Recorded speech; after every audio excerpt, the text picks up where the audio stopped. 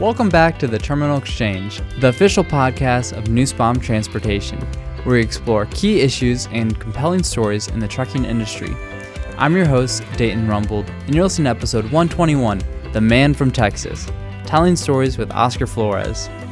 Oscar started off in Nussbaum operations, later moved to After Hours, and then moved to Texas? Everything's bigger in Texas, but is it better? Oscar would say so. To learn more about Oscar and his story, please tune in to this featured exchange.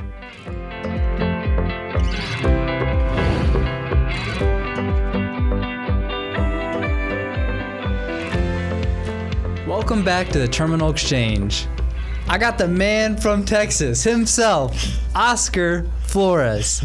Did I say that right? Yes, sir. Okay, great. Well, thanks for coming all the way from Bedias, Texas. Okay. Yeah, you said that right. That's perfect. Let's go. So far, so good. So you're really down in Western, that cowboy feeling in Texas, right? Yes, sir. Yes, sir. I'm in cattle country. Is that what they call it? Yes, sir. Cattle country. Cattle country, God's land, right there. God's land. Yes, sir. And you're also our remote after hours service, the people that keep the lights running. And you're doing a ton. And I really don't know that much about After Hours and how it works. I see Brad Haney here, and I know the other After Hours teams. So this is also a time for us to get to know Oscar as a person and also get to know the After Hours and what that looks like and how we can, keep that going good and make sure that it's a good thing going on. So the drivers that we have are supported well. So yeah, thanks for being here. Absolutely. Thank you for having me. Have you been on a podcast before? Never in my life. Okay. This is the first time for everything, right? Yes, sir. So this is it. So yeah, we were talking about this episode, and I've found that you spend a lot of time on a ranch too. Like you have your own set of land. Yes, sir. Yourself? Yes, sir. I'm working my own little ranch. I've got about 5 acres. When I moved down there, I did buy the property unseen. So the house was immaculate, perfectly remodeled. Wow. Turnkey moved in. That was great. Nice. But everything beyond that was very wooded, heavily covered in briar brush and yaupon and lots of old trees that we had to get cut down. So I've been hacking away at it for the last 2 years with chainsaw axes and anything you can think of just to get it out of the ground. And eventually I opened my pocketbook to some forestry mulchers. And they finished off what I started 2 years ago in about a week. Yeah. So it was pretty hard to tame. Oh, absolutely. Yeah. There was so many vines. Everything was just a tangled mess. You would work for 2 hours and see no dent. It was quite the mess. Yeah. So what is Texas down? What is it like there? I mean, as far as like animals, you think of, it's more drier, not as much humidity. You said it's even though it's summer, you said it's cold when you flew into Chicago. Yes, sir. So like, how is it living in Texas? So I'm technically on the east side of Texas. So we're next to the Gulf. So most of the time, during the spring, early summer, it is humid. It's hot and humid. Mm-hmm. But in the drier months, when everything starts to dry down, then it gets very, very dry. Animal-wise, we have, I don't know, you name it. We have hogs, we have deers, insects, snakes, scorpions. If it can't kill you, it's trying to kill you. Tarantulas. Yeah. Oh, man. Yes, sir. Sounds like a lovely place. Yes, sir. No, it is. I think Texas is awesome. That's great. As an icebreaker, I got these questions here. So if you want to pick one of those. Sure. And whatever question looks good. Oh, was I supposed to look at them or just randomly pick? You can look at them and pick one of those that sounds good to you.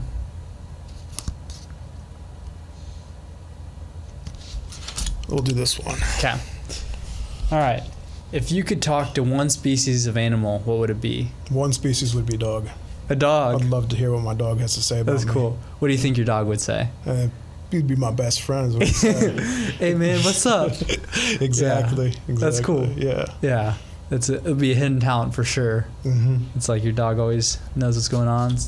Best friend. What's your dog's name? His name is Bandit. Bandit. Yeah. Okay. He's half pit bull, half mastiff. Okay. So he's about 110 pounds. Yeah. Wow. Okay. He's a good dog. Good dog. Yes, sir. That's sweet. Yeah, we're here to talk about after hours, and also, like I said, you. So with after hours, I mean, I was doing a little research. I always like to know the backstory behind something. I'm curious about that stuff. And after hours hasn't been around for a long time. It started, people just used to work from sunrise to sunset. You know, you'd work on the farm, and then when the sun sets, you're done for the day. Mm-hmm. And then when we started to get more machines, industrial revolution, hours extended, but people's health, they didn't care about it. They would just say, hey, keep working, you know, back to the factory, especially for like transportation, media, stuff that they need around the clock, medical. And then later they push for 8-hour work days. And then today, I mean, we have the gig economy, and remote work is huge. So it's something that it's kind of blurred the lines of what is traditional work. But when you come to work, your hours they're different every day. What are your hours at Nussbaum? Yes, sir. So my hours Monday and Tuesday and every other Wednesday are from 5 p.m. to 5 a.m. Then I also work every other weekend. I always have Thursday and Friday off. So every other weekend on Saturday is 1 p.m. to 9 p.m. and then Sunday from 5 a.m. till noon. Wow. Are those 5 to 5 shifts hard? Or no? I mean, what do you mean by hard? What is the most difficult shift, I guess, out of those ones you said? Out of those, it'd probably be the weekdays. The weekdays, you know, everything's busy. All the moving parts are moving, so... Yeah, definitely. We get more calls during the weekdays than we do on the weekends, I would say, yeah. Yeah, okay. And part of after hours is you're picking up pieces, you're playing a lot of hats. Mm-hmm. You got your cowboy hat on now. You put on a lot of different hats, yes, being an after hours person. What are those different things that you do? Well, everything from customer service to planning to looking over accounts. We even get calls for... sometimes the recruiting, some people will call in asking for a job, and it's just a broad range of everything. Yeah. You ever get any wild requests or stuff people ask you, or wild requests? No, I do like to shoot the breeze with some of our drivers. Nice. Yeah. I'm sure they appreciate that, knowing that someone's there, talking to them. Yeah, in those late hours. Mm-hmm. Yeah. Have you always been able to do stuff like that? Like, I feel like it takes a special type of person to be able to pull off those late hours, non-traditional. Yeah, it was definitely a learning curve.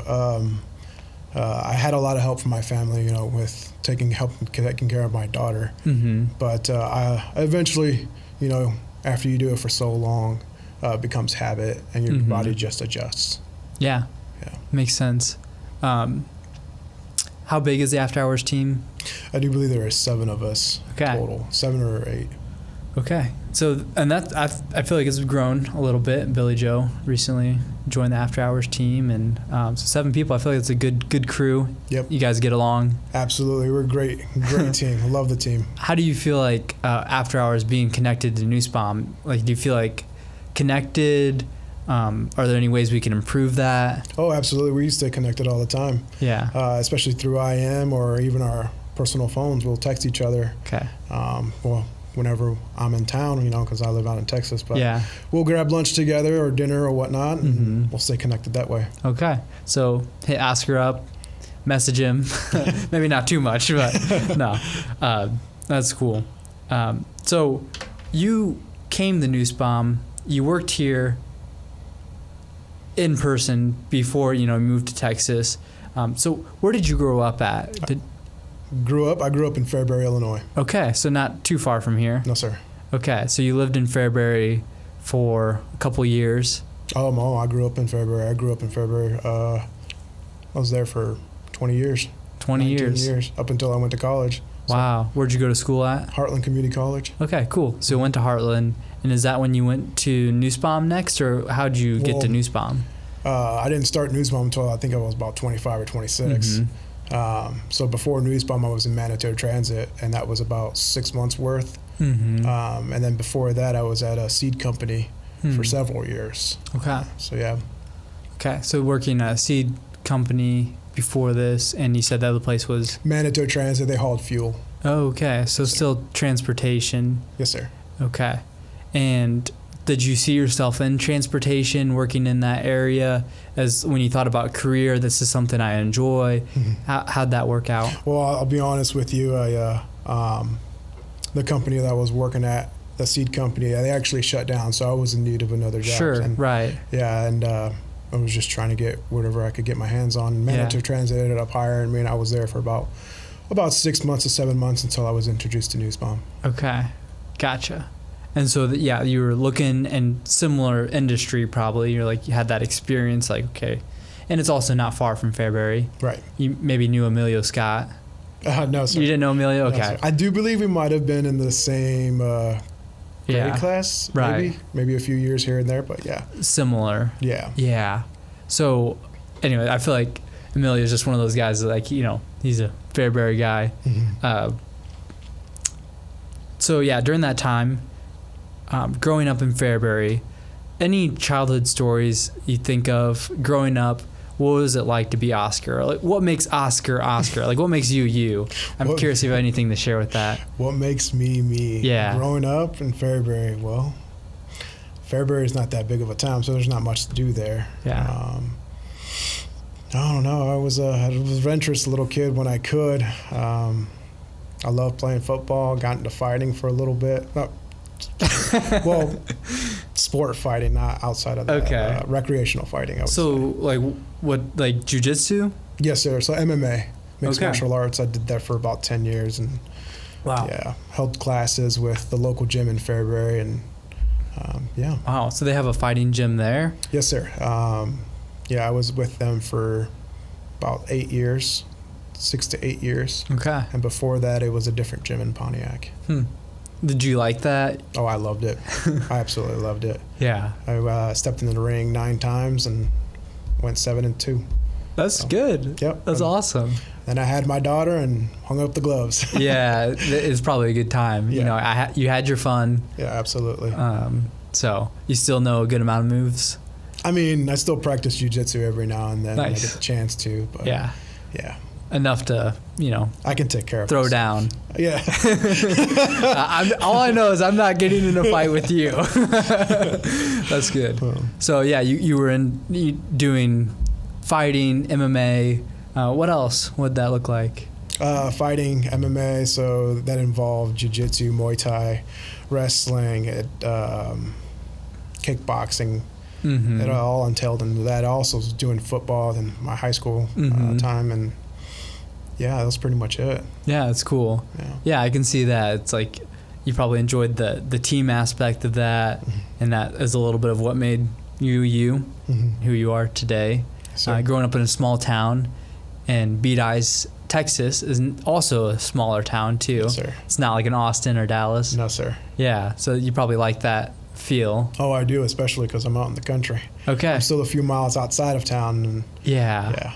What's the nearest big city? Nearest big city would be College Station, College Station, which would be something just like your Bloomington Normal. Okay, cool. Yeah, they're a little larger than Bloomington Normal. But you guys are 900 or somewhere in there. Oh, the town of Bedias? Yeah, what is that?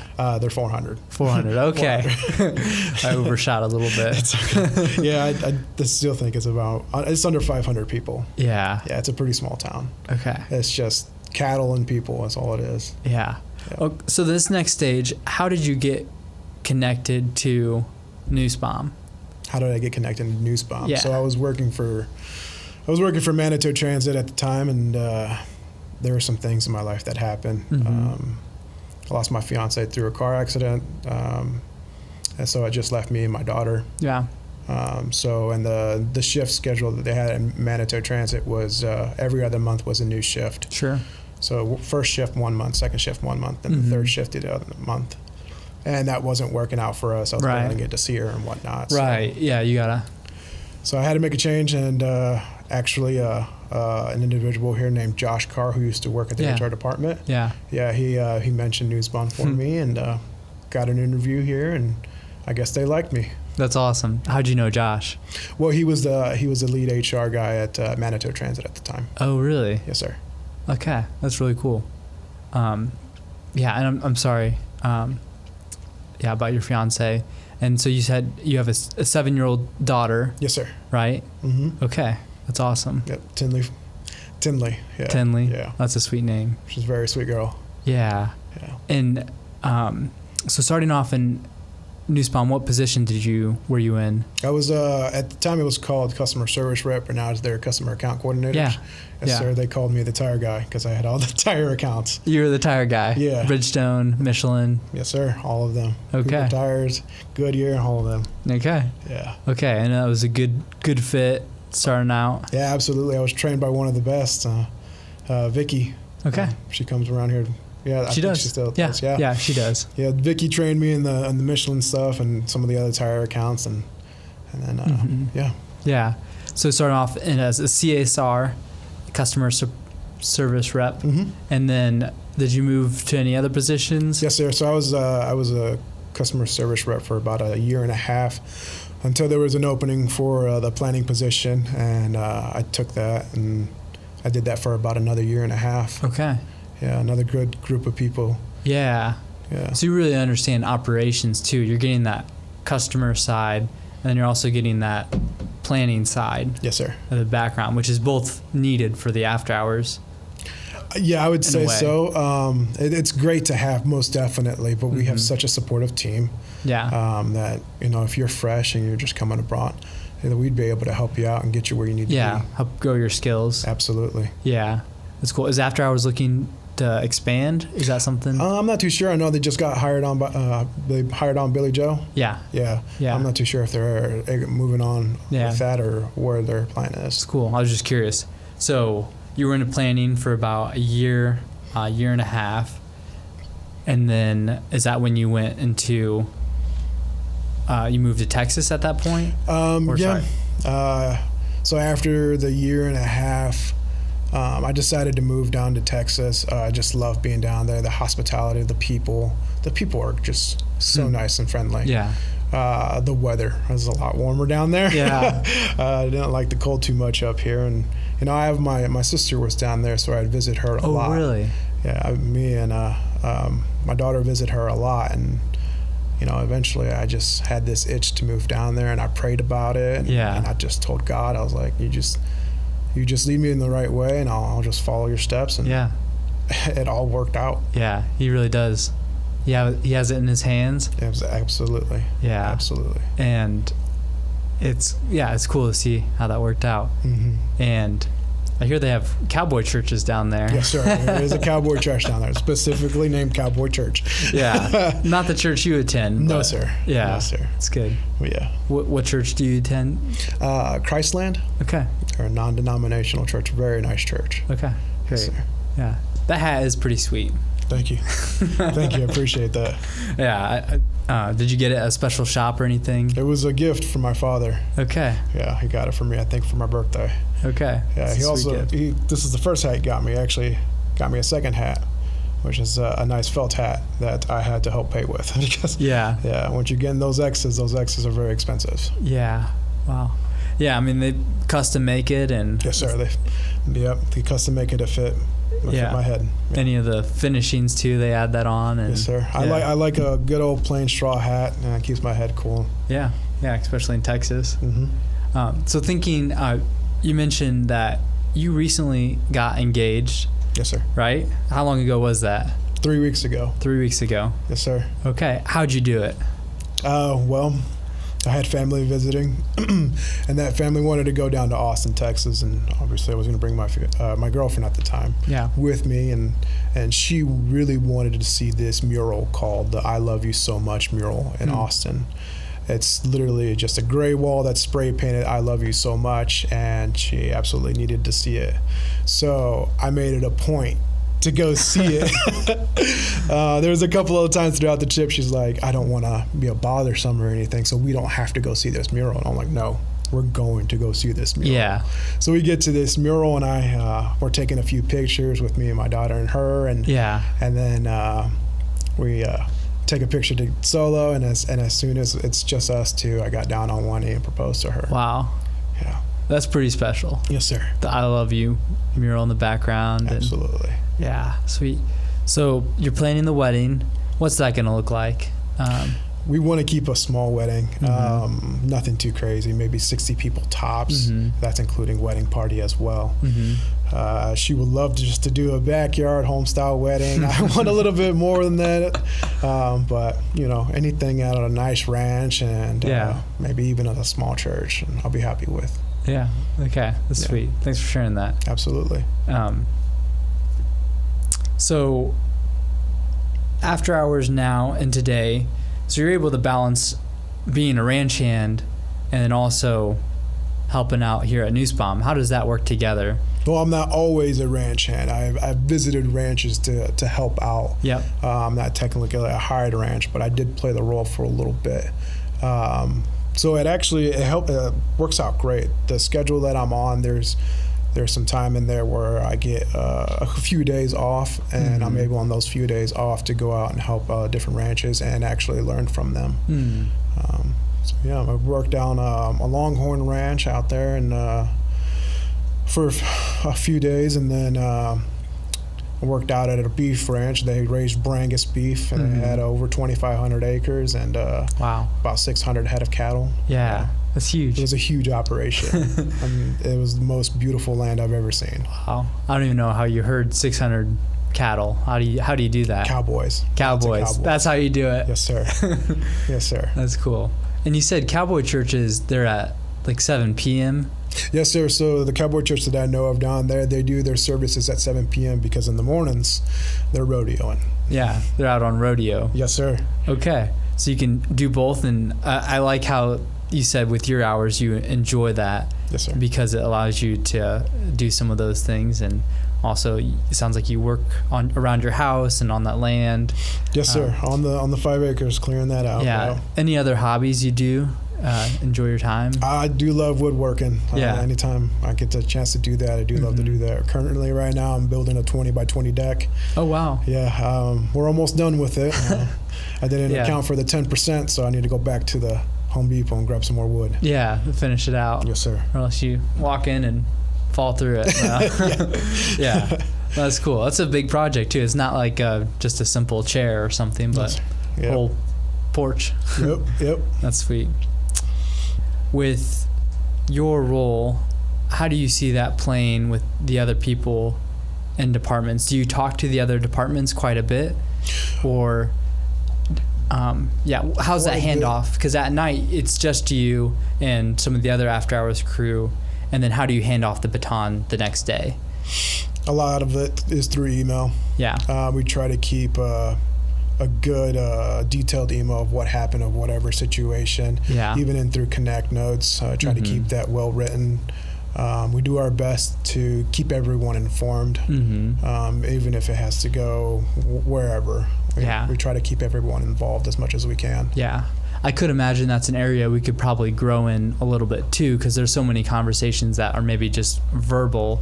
I don't know. Do you feel like that's something that you wish there was more notes and stuff like that? Or the day team does a very excellent job of passing things on to us. Yeah. Sure, there's hiccups every now and then, but we're able to pick that up and try to get back to where it needs to be. How did it feel going from being in person here to working after hours in Texas?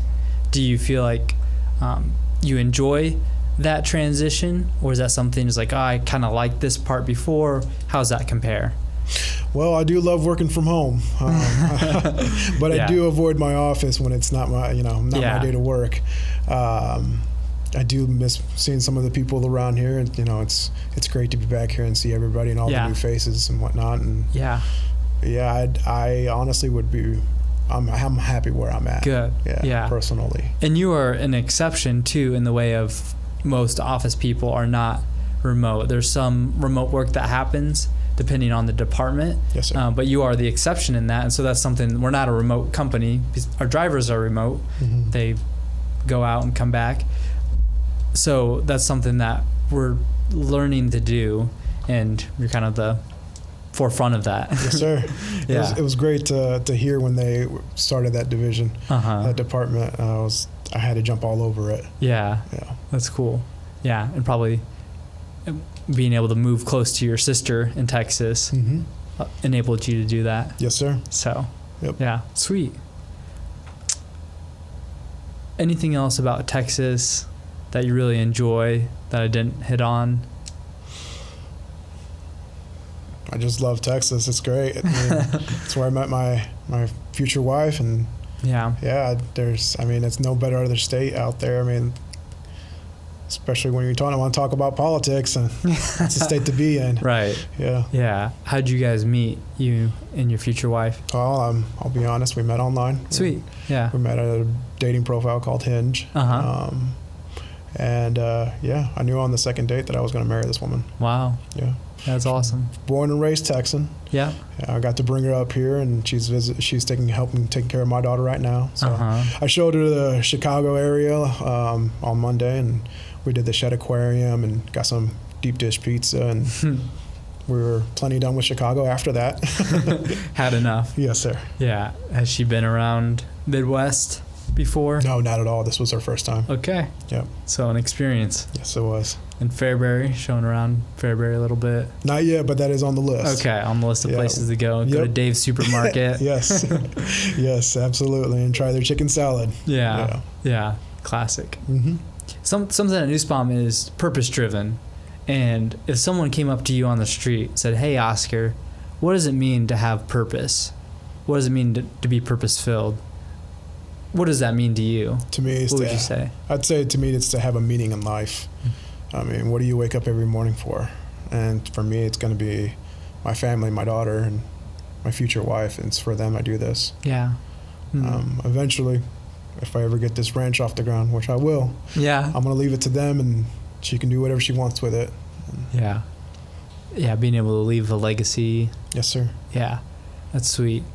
And we need that. I mean, we need purpose. You think about when you wake up in the morning, you have to have a strong reason for why you're getting up to do what you're doing. Otherwise, there's no meaning in life. So, yeah, thanks for sharing that. Absolutely. Well, I got some hot takes, a game called Hot Takes. Okay. You want to play Hot Takes? Yes, sir. Let's do it. Hot take is something that's controversial. Not everyone agrees with it. The minority agree with it. Okay, so you can agree or disagree and let me know what you think. Okay. Barbecues in Texas are better than any other state. Yes, sir. This is true? This is absolutely true. Okay, hot take. Well, maybe not for you, but in Texas, what makes it better? What makes it better? Because it's in Texas. Yeah. Texas barbecue is the best barbecue. Texas barbecue is the best barbecue. They take their time with it. Hours and hours of smoking. Yeah. Slow roasted. Oh, it's so good. Okay. Yeah. I don't know if they tried Matt Cheever. He's a big smoker. I bet he does pretty good. Yeah. But I bet it's probably still better in Texas. Okay, next one. Texas Roadhouse is the best restaurant. So when I moved down there, I didn't think Texas Roadhouse would be. Yeah. I didn't think Texans would love Texas Roadhouse. Right. Texas Roadhouse. Wow, I'd be surprised that every weekend that place is packed. Texans love their Texas Roadhouse. It's pretty good. Yeah. Yeah. No way. Mm-hmm. And I think that too. The one here we went and it was packed. Mm-hmm. Like crazy. Like so many people there. It's like, where did all these people come from? Yes, sir. I wouldn't believe it either, but it's true. Yeah. It's absolutely true. But do you personally think it's the best restaurant? No, sir. No, sir. No, sir. I do not. Yeah. I would probably agree with you there. But who knows? It's Texas Roadhouse. They got great bread. Mm-hmm. Texas college football is better than the NFL. Oof, that's a tough one. I think Texas in general football is better than the NFL. Yeah. I mean, it starts from the very beginning of Really. Yeah, all these kids are. They'll do the 7-on-7s and the 12-on-12s and get into college. That's a whole lifestyle down there. That's those are kids' futures in some of the areas. And, you got pokey little towns, and their stadium is worth more than their town. Really? Absolutely. Wow. It's just in the culture. Yes, sir. Yeah. Yes, sir. So that is it's a lifestyle down there. Mm-hmm. Yeah. And I don't watch much football, so I can't take into this hot take, but it seems like it. Mm-hmm. Okay, next one. Rodeos are fun. Oh, absolutely. Have you been to a couple rodeos? Yes, sir. Yeah, rodeos are a blast. Okay. Oh, yeah. I can't take in this one either. I've never been to a rodeo, so we'll have to take you down sometime. Yeah. And you said you eventually you're going to get yourself on a bull here, right? Absolutely. Do it on a run. Yeah, I got to. If I'm going to be a true Texan, I got to get on board. Earn your stripes. Yes, sir. Mechanical bull, you've done that. I've done a few mechanical bulls, at the fairgrounds and whatnot, but not a real bull. Not a real bull. Okay, we'll get you on there one day. Oh yeah. And this last one, Bluebell ice cream is the best ice cream. Absolutely.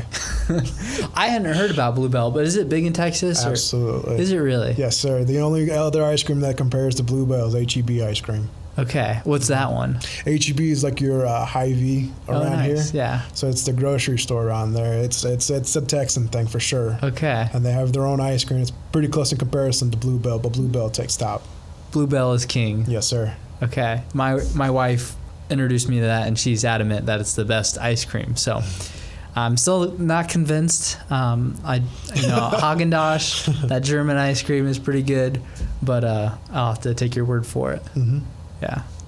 Well, that's all I have today for this episode. We talked about after hours, staying connected to Nussbaum, talked about your story, coming here. Is there anything else you wanted to talk about? Anyone you want to thank now? Or just want to say thank you for giving me the opportunity to work night shift, giving me the opportunity to come on here and talk to you. Yeah.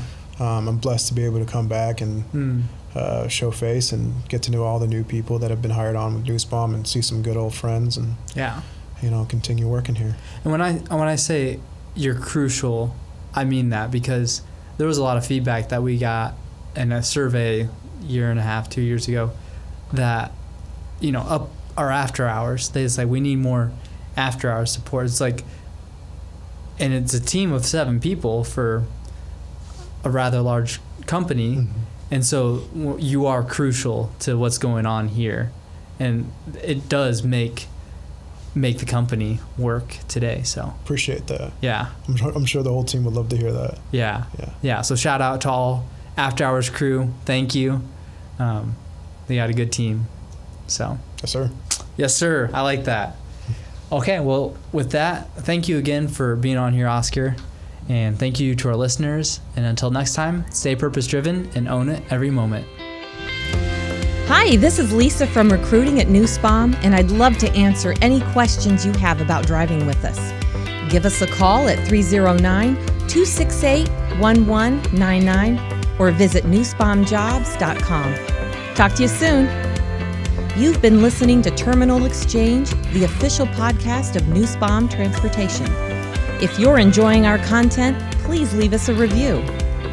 Your reviews help us spread the word about these important topics and invite more people into conversation.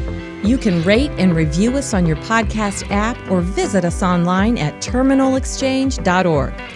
New episodes arrive every other Tuesday, so be sure to subscribe wherever you get your podcasts. You can also follow Nussbaum on your favorite social media platforms and be the first to know when new episodes are released. Thanks for listening. Until next time, own every moment and stay purpose-driven.